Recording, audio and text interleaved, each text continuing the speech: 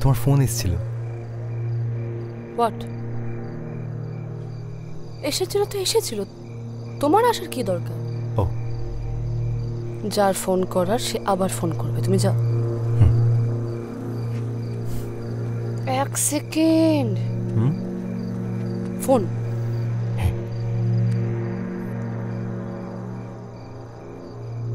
যাও।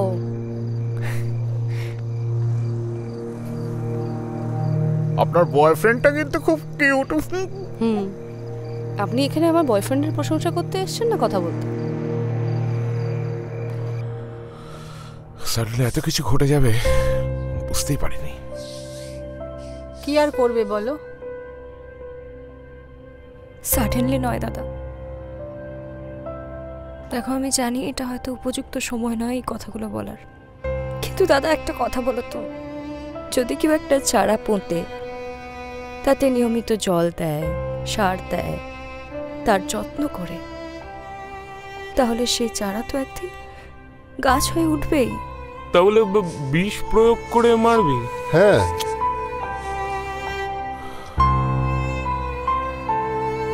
আমি আবারও বলছি, এই কথাগুলো আমার বলতে ভালো লাগছে না, কিন্তু তোমরা তো সবটাই জানো, তোমাদের কাছে তো আর কোনোটাই লুকোনো নেই।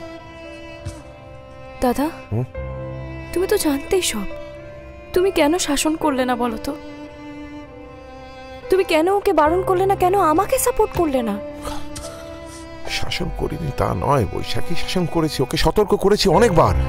অত দূর থেকে তো ওকে আমি লাঠি পেটা করতে পারি না। আমি তো সেটা বলছি না, কিছু মনে করো না প্লিজ তোমরা। কেউ যদি বহুগামী হয়, জীবন যদি তার বেলাগাম হয়, তাহলে তার শত্রু হবে, এটাই নিয়ম। আর সে যদি থামতেই না জানে, তাহলে তো একদিন শত্রু বাড়বেই। একজন শিল্পী তার শিল্পসত্তা ভুলে যদি শিল্পের উপাদান নিয়ে ব্যস্ত থাকে, সেটা নিয়েই মেতে থাকে, তাহলে তাকে তো মাসুল দিতেই হবে।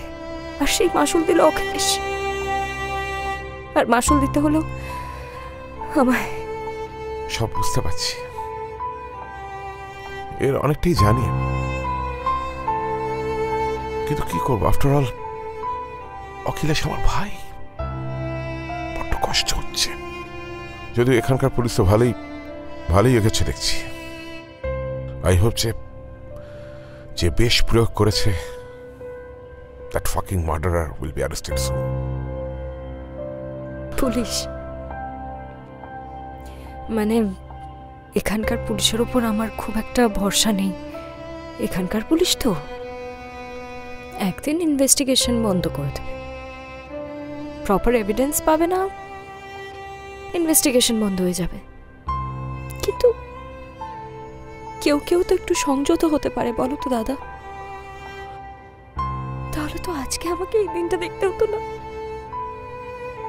আমি আর পারছি না মেনে নিতে।